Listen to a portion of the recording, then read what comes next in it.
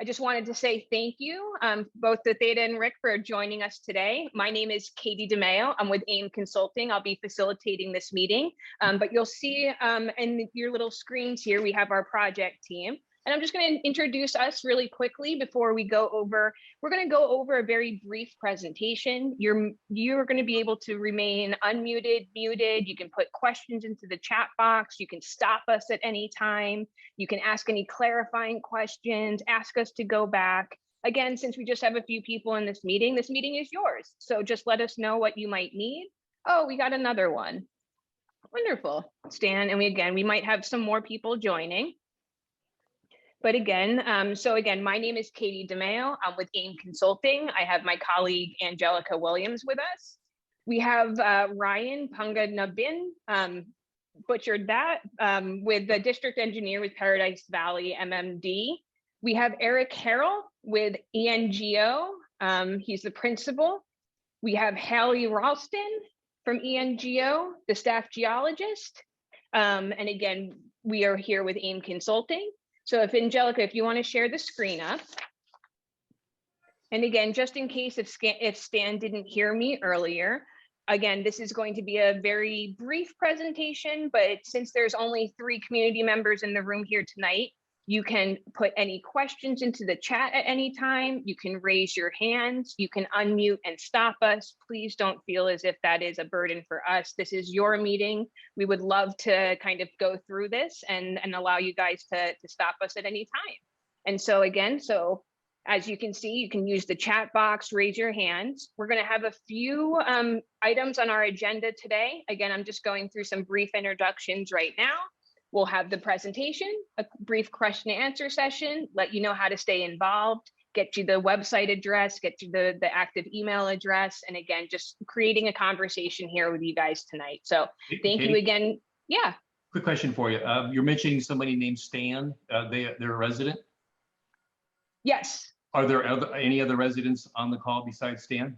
We have Theta, yourself, and Stan. We're on the ad hoc committee, so technically we're part of the group.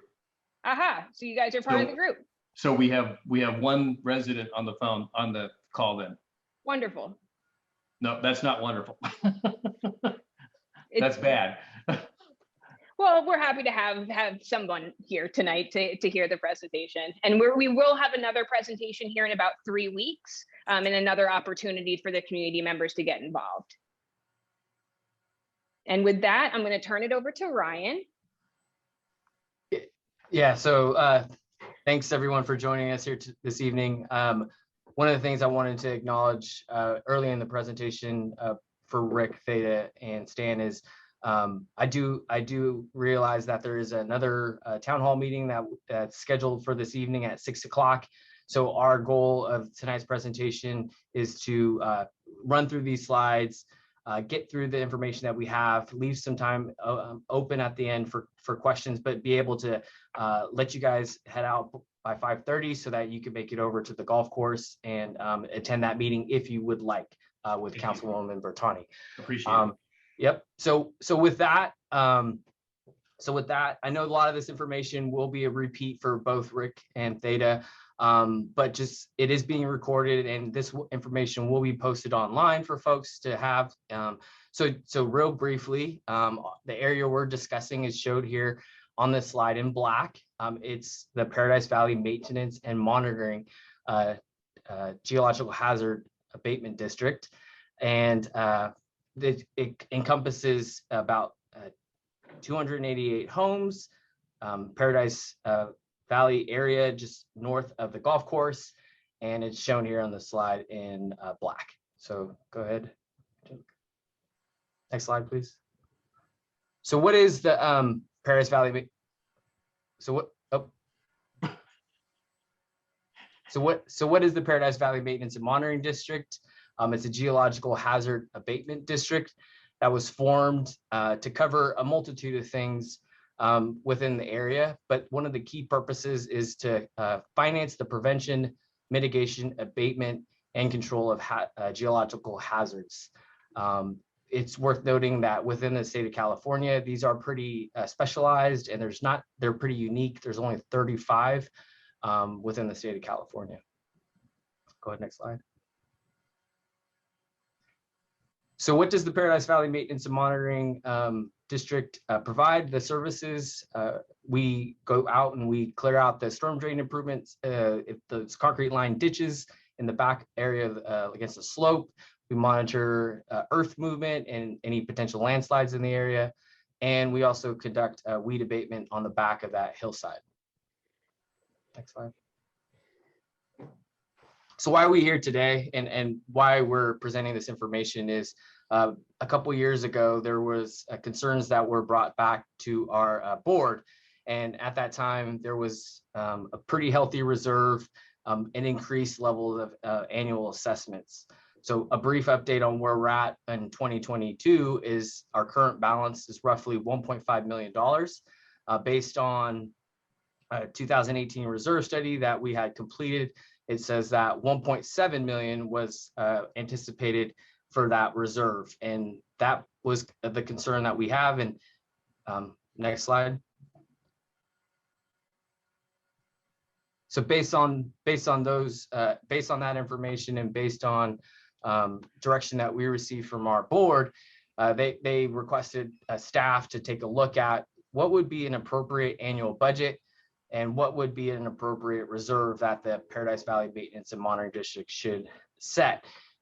We've looked at that over the course of the last year, and we've have a new engineering firm here with us tonight, NGO, to help us do that. So next slide. And just real briefly on you may have received a newsletter that kind of summarized some of the work that we've completed in the last year or so. In December, we did an update to the board at the request of the ad hoc committee. We looked at potentially changing the structure of how we were currently governed, in that the board may be transitioning to a resident-led board instead of it being the city council. That was decided at that time that we're going to go ahead and just keep it in the same fashion that we have it. That was the decision of the board. We also welcome in a new district manager in there. He's an interim district manager, David Gassaway.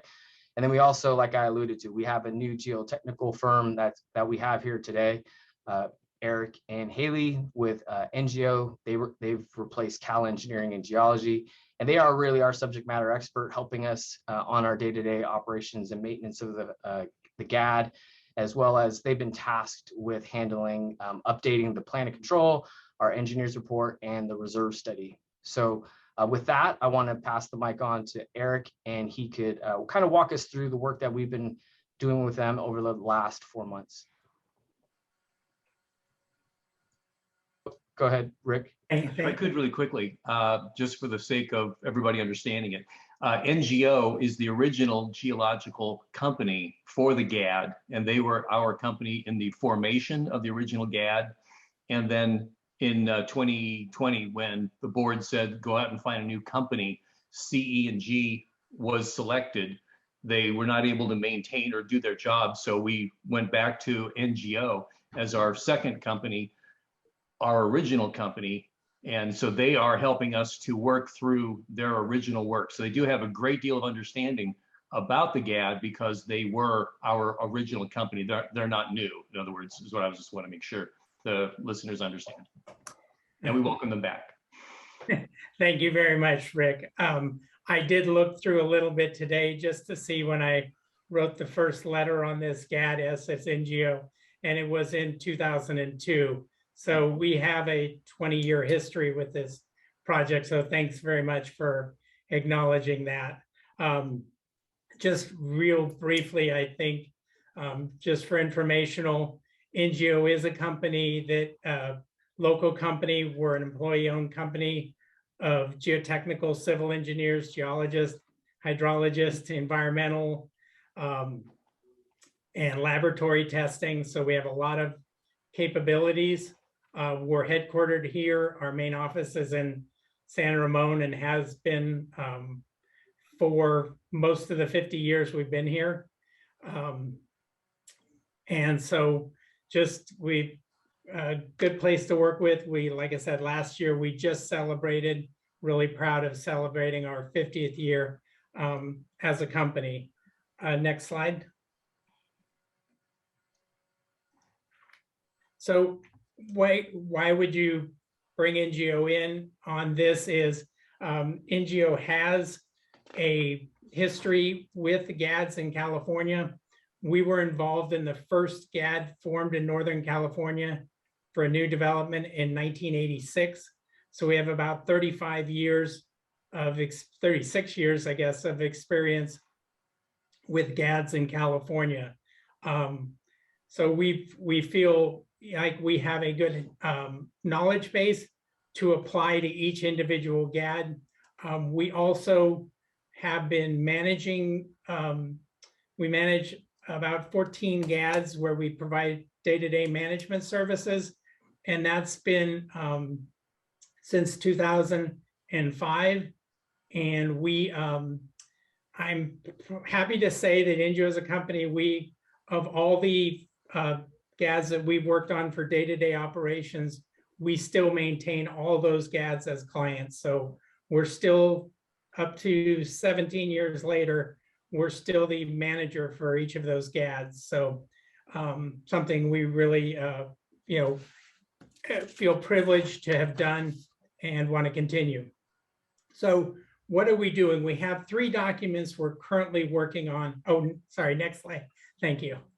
We have 3 documents we're working on: the plan of control, the engineer's report, and a reserve study. And I'll just spend a little bit of time on each one of those. Is, what is a plan of control and why do you need one if you're a geologic hazard abatement district? We have a GAD is required to have a plan of control. And this is the guidance document for the GAD. And so each GAD, every GAD in California has one of these, and they're each unique to their development. And the first thing they do is they just establish a geologic hazard. To have a GAD, you have to have some earth movement that you want to take care of. And so that's why a plan of control is developed. The first plans of control, the first one in 1986 up here, was 3 pages long. We don't necessarily say longer is better, but we have evolved over time to make them more useful and complete documents. So why do we need a update from the 2010 plan of control? GADs, plans of control, are meant to be enduring documents, but it's not uncommon that as a development matures and reaches its build out, that the GAD would update its plan of control to represent the as-built conditions and any changes from the time, from the plans when it was originally development was originally designed. So it's meant to be enduring, but changing it is something that's always an option for the GAD board to have. And like I said, it's fairly typical that this is done as developments mature. Next slide, please. So what is the GAD going? I don't need to probably list these off, but the GAD takes care of a lot of things that most other people don't care a lot about: drainage, storm drains, open space areas. GADs get to do kind of the everything that's left over a lot of times that nobody else wants to take care of. So GADs being a preventive organization, we want to do maintenance and monitoring to make sure those things are maintained and those things perform well. We feel like if we can prevent something from failing by good maintenance and repair, then that a lot of times saves money in the long run. So the next slide, please. So not only does the GAD do those kind of things listed, the GAD also owns land within the Paradise Valley Monitoring and Maintenance District. And so within those areas, and we have a slide for that, we do vegetation management, graffiti, and other things that you would do as a landowner. And so we have both the duties as a geologic hazard abatement district and as a landowner. Next slide, please. So what did we do? So that's the plan of control. What did we do for the reserve study? The reserve study is to determine how much the GAD needs in reserve to take care of the geologic hazards that it anticipates over the life of the project. In other words, as long as the houses are there, there's a GAD, and it needs to be able to take care of the issues and the problems that come about through earth movement.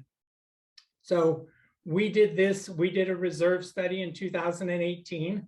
We updated it in 2022, this year, to evaluate what are the future expenditures and maintenance and repair responsibilities, and what long-term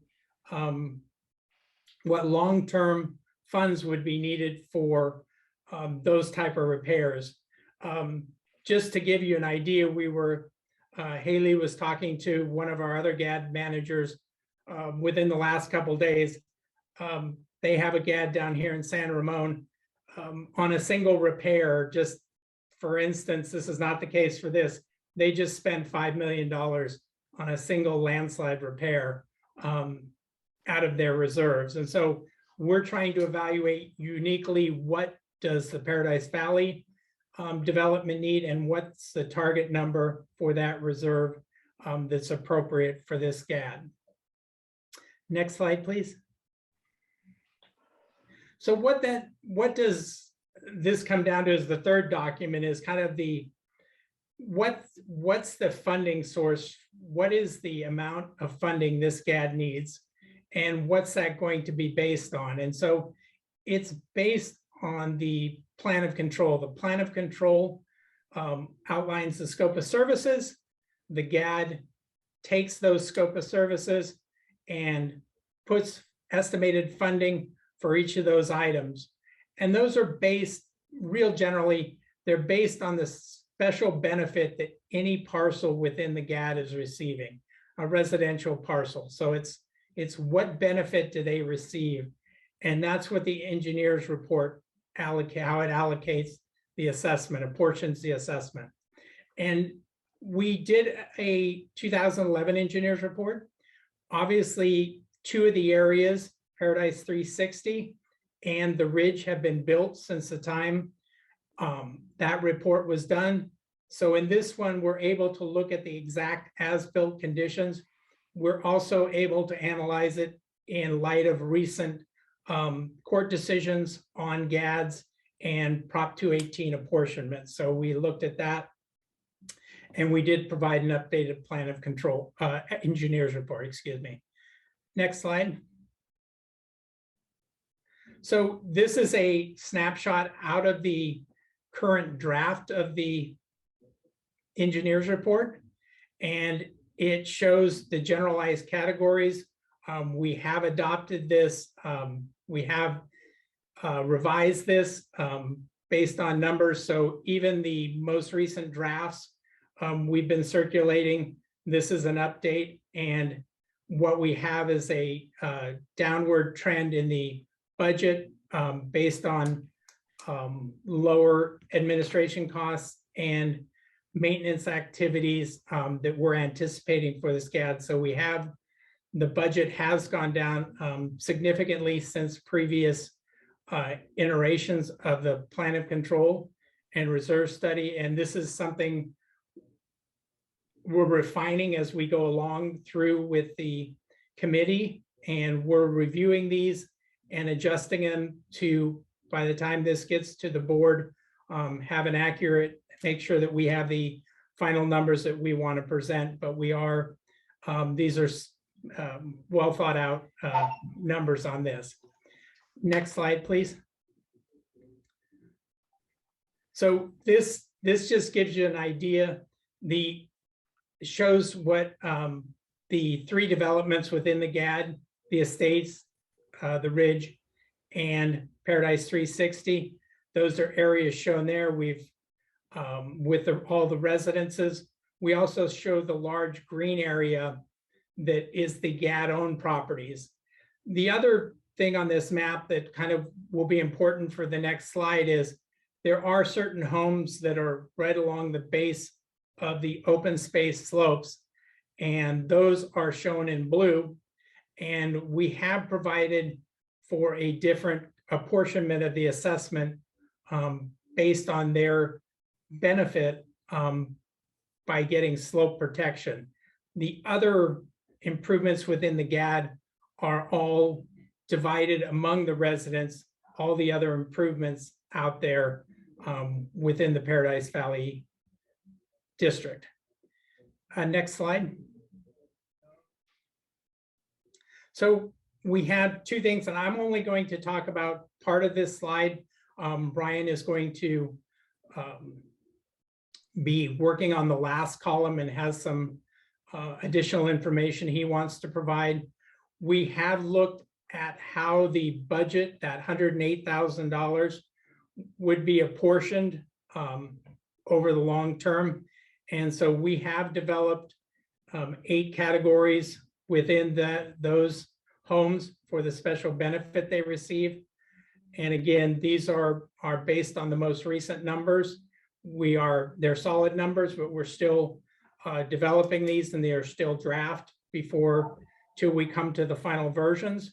But homes that get an additional benefit based on their proximity to the slope in general have a higher assessment. The larger lots near the base of the slope have a higher assessment. Homes that are smaller and footprints, pads, and are further away from the slope have a lower assessment, and everybody else is somewhere in between. So that's kind of the range of where we have on the apportionment of the assessment that we're looking at. Next slide, please. And there you go. So it leads right into perfectly questions and what we have for that. And yeah, we wanted to just, data, absolutely. Okay, can you go back to that slide that you just came from, which has the assessment? Sure. Okay, so I'm a little confused because I know we have the assessment, you've got an amount for assessment. Now, the second column, maintenance and operations only, how does that relate to the assessment? Is that an additional amount? So yeah, that's a good, I was going to talk a little bit about the assessment stuff, Rick and Theta and Stan. So one of the approaches, so in that column where it says fiscal year 2022, 2023 assessment, that's the threshold, right? That's the max level that we would be proposing. If from a policy decision, we want to make, we think that there's an opportunity just for kind of take care of the charges of administration and the fees that we have that are recurring on an annual basis, that would be what the maintenance and operations assessment would cover. So it's not in addition to, that's what if we chose just to fund the maintenance and operation and not take into consideration some of the capital, if we had to do any type of repairs, like heavy repairs to the slope or any of that other type of stuff, that's what that column would represent. Did that make sense, Theta? Well, kind of. So okay. The assessment column is the maximum amount anyone would be expected today or 10 years from now to pay. There's built in, so one of the key considerations, Theta, is there is still consumer price indexes that's built into that assessment amount. Okay. So yeah, and as Ryan said, on the reserve study, we came up with about for the current reserve study amount, about $1.57 million, and the GAD has about $1.5 million. So the GAD has a healthy reserve, which allows some, and Ryan's going to talk, some opportunity for other assessment amounts that are beneath the assessment limit. Let's just go to that slide. Let's go to the slide so for consideration, go ahead, the next slide, Angelica.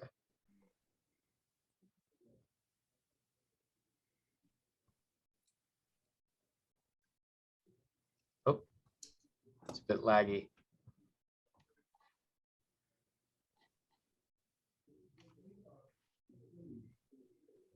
There you go.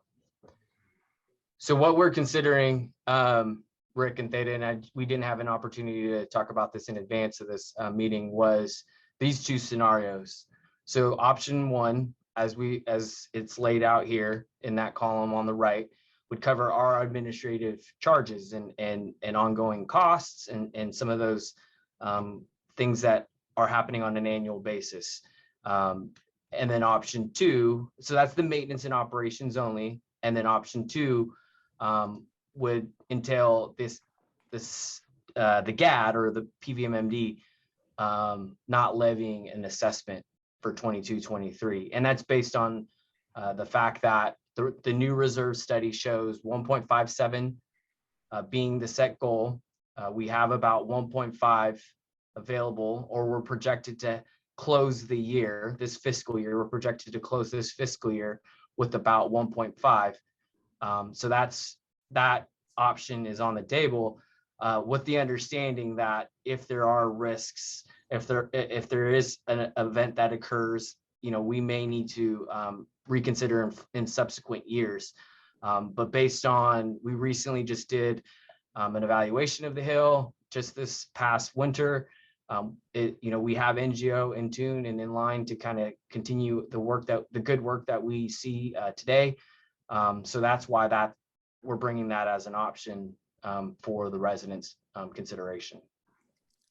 Ryan, if I could, just a quick question, make sure I'm not misunderstanding. Option number 2 is saying assessment not levied for the year 22-23. That's saying no assessment will be made to the homeowners in option number 2? Yes, sir. 0. Yes, sir. Yes, I like that. I'm completely blown away. So what will pay for the $108,000 of expenses? So we have, right, so we have 1.5 million built in the fund balance. That will deplete, right? So that 1.5 we'll draw down. We'll draw down on the reserve. We'll just draw down that fund balance of 1.5. So that's the risk, right? That's the risk for our consideration here today. Is it's not building at any time that max assess level. I just want to be clear with that, right? The max assess level, we may need to bump it up, or we may need to bring it back to that level if there are catastrophic events, or there's a need to take care of stuff in the area, or we need to next year relook at it. But for today, based on where we're at today, we have 1.5 million in the fund balance. Our reserve study says 1.57. I think that's a option for consideration. First off, I think we're closer to the 1.57 because I requested a general ledger amount, and we're closer to the 1.57. Actually, I thought when I read it, it was 1.586, 1.58, and we're actually exceeded the revenue amount, but there might be some technicalities with funds availability. That might be it, the difference. I kind of feel hey, I'm happy if we don't pay anything, but I kind of feel we're going from one side of the pendulum to the other. And I think because if we don't have anything for assessment this next year, and then the following year, we need to have it for whatever reason, and people all of a sudden have to pay more in their property taxes, I think you're going to see a heck of a lot of complaints. I think we should continue to pay maintenance and operation only. And I'm assuming that the numbers that are listed multiplied by the number of households that are for each of these categories, that equals up to the $108,000. Is that correct? So what it does real quickly, great point. One, just on your first point, as far as the assessment and suspending the levy, we have a GAD where we're going to, because they have adequate reserves, we are suspending the levy of the assessment for the third year in a row. And we make it very clear in our budgets and stuff that that's not, and we communicate that with the homeowners associations and the residents, that this is, you are depleting it slightly, you're still healthy, but again, when we get there, which may be next year, and we have to reimpose and assess the levy of the assessment, I wouldn't doubt, you're probably very right, Theta, that we will have that kind of reaction. The other thing is, this exactly does add up to approximately 700, I'll rough it out, $77,000, which is just the maintenance and operation. This does not assume you're going to have repairs, you're going to contribute towards the large scale reserve or anything like this. So this cuts it down to just what's in the administration, the monitoring, and the maintenance and operation. Doesn't save for capital improvements or long-term reserve accumulation. So this is a kind of a bare bones, but if the site has been performing well and the reserves have been healthy, so it does allow staff to, I think, I don't put words in their mouth, but to have some flexibility on the, what they recommend on this. Okay. I'm personally good for either one, option A or option 2. I'm very excited about that. That's the first time we've heard that there's another GAD that had their money suspended. That wasn't brought up previously. That would have been a great idea for us. So it's great to hear that that's out there and occurring. I like what Theta is saying, that keeping the ball rolling in some manner is a good idea versus zero. Nobody wants to have to come to people to be able to move zero up to $200 or whatever it might be. But the other aspect that we do have is that should a very catastrophic situation occur, we have the ability as a GAD to borrow money, and then that money repayment could then be factored into what would need to take to retire that debt. So you do have some great tools available to you to be able to do that with a greatly reduced assessment that would work very much in concert with what you're suggesting as our options here. But being able to borrow gives you the ability to take on any size problem that might occur. And unlike San Ramon, we don't have the potential of a $5 million incident here. Ours are significantly less. And we would definitely like NGO to make the best guess estimates for our paperwork on what possibly could happen, and then communicate that to the people also. So I'm liking a lot what I'm hearing, and I'm sure I'm surprising you by me not just jumping on and say, yes, zero is good, but we really want to be responsible in all that we do and pay the right amount, whatever the right amount is, and just work with everybody to identify that correct amount. But this is very encouraging, and we have several tools available. The borrowing is there, but I'm very much on board with what you're doing. I do have, listening to Rick now, I forgot what I was going to say. Sorry. Yeah, no, that's fine. It's not you. Option 1, option 2.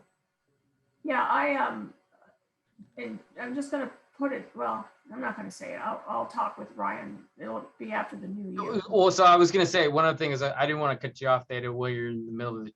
I know this is a lot of information to digest for you, Rick, Theta, and Stan. I wish I could have previewed this information to us sooner. We just couldn't connect calendars. But if I know this is a lot of info, and I know that there's other folks in the area that need to, so if you could just go to the next slide. Actually, I remembered what I was going to say. Oh, okay, all right.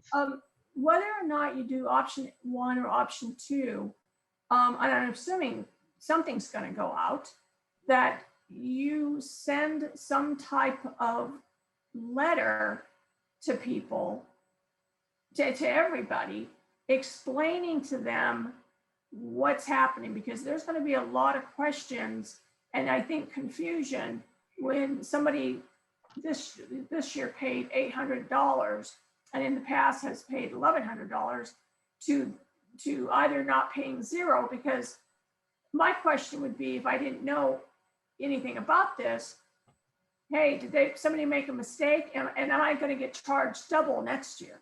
Yeah. Or am I going to owe this No, that's next year? So to fully explain what's happening, and I'm assuming you guys are going to send out some notifications. No, I think that's kind of I think you guys are kind of playing it out, kind of how we too internally here in city leadership, we're thinking, or excuse me, district leadership, we're thinking about this is there's always that risk that we're going to have to turn it back on, and that we're going to have to set it a proper amount, right? There's always that outstanding risk there. Is in how we balanced that with the community and the residents and the districts. I think we're taking a lot different approach on this, quite frankly, to how we have in the past, as it relates to the ad hoc committee, as it relates to the ongoing communication, as it relates to kind of our focus, both, you know, Chris isn't on this call because she's prepping for the other meeting here on the town hall, but just our in having the right team here with us with NGO and AIM to kind of continue the great work that we have. So that I think I do think that I wouldn't put that option on this slide if it wasn't something we were considering. But that being said, this is a lot of info. There's a lot of stuff that's still in draft form that NGO and the city district have been working on. So I do want to get all that information out on the web. It hasn't been, we haven't, you know, sent any of that out. It hasn't been posted. It hasn't, the other folks haven't been able to preview that information or, you know, comb through that and read that. So that's what we will do. So I will, you know, following this meeting, we could go to, if there's no other questions, then the next steps, I think would be the appropriate place, Angelica. I was just going to say what this concept is doing. Next one. What the concept is doing is the assessment is following the performance of our hillside. Our hillside has done very, very, very well for the last 10, 12 years. And this is keying in on that and leaning more on it versus preparing for worst case scenario and paying as much as possible, which some people thought we were doing. But it's leaning more on the performance of the hill. So yeah, that's a good analogy, Rick.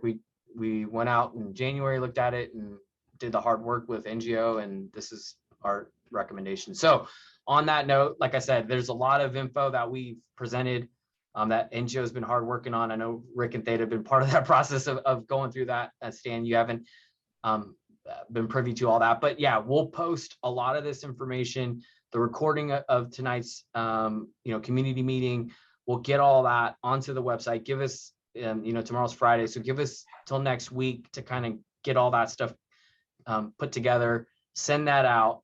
There will be that letter like you described, Theta, when we do the notice of intent, there will be that formal letter that goes out that says this is the proposed levy for fiscal year 22-23. And then we have in the immediate future, we have another meeting on May 18th at 4:30 to go through this. And then everything will dovetail after that. We'll have the notice of intent, that letter that will go out in June, and then we'll have the formal public hearing in July for board consideration. So you guys are going to recommend to the board that there's no assessment fee? Based on the feedback that I'm hearing today, I mean, it could, I know that's what you guys would want, but I think we're still trying to kind of gauge if that's prudent, if that's something that the community is willing to do, with the understanding that if we have to ratchet it back up because there's things that were occurring with this work with NGO, are you comfortable with that? If it has to go back up to, the amounts, is that something you guys are willing to do? I think if the notice of intent is worded appropriately to say, this is where we're at, this is what we can do with that understanding, it's all how you communicate the information. It's just all how you communicate. Theta, I think you're bringing up some great points, and just to kind of point out one of your earlier kind of comments or questions, this is quite a bit different. As you know, with this fiscal year, you'd have the Ridge also assessed, which hasn't had anything assessment yet. So it would be brought down even if we're just doing maintenance operations, just because the Ridge is coming in as part of the assessed valuation of the district. So yeah, there would be a drop, you know, from other things, but also because you have additional units. Historically, just because you add houses in there doesn't mean it comes down. But I'm glad you said that. So with that, I know I was trying to get you guys out here by 5:30, but if there's any other questions, comments, concerns, more than happy to answer those. Stan, I know you're on the call too, but I'm not trying to call you out. I mean, if there's anything you guys, we'll sit tight for a few minutes more, but we'll follow your guys' lead. If or Katie, is there anything that was again. Go ahead, Stan. Go ahead, Stan. Sorry.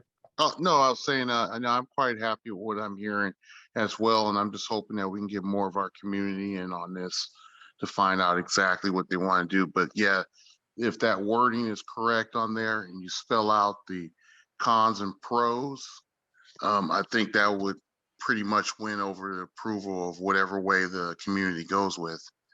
So that's just my 2 cents there. Absolutely. Well, and again, it's important, like we said, we'll get this recording onto the website no later than Monday or Tuesday. We'll get a meeting summary, the documents up, and again, have this another meeting in the next couple of weeks and try and get some more feedback from the community. But again, really, really appreciate your all's participation in here tonight. And again, with that, we can stay on for any other questions you guys might have. But if not, again, I hope you guys have a wonderful evening, and I look forward to seeing you again soon. Great. Thank you very much. Thank you. Thank you. Thank you all.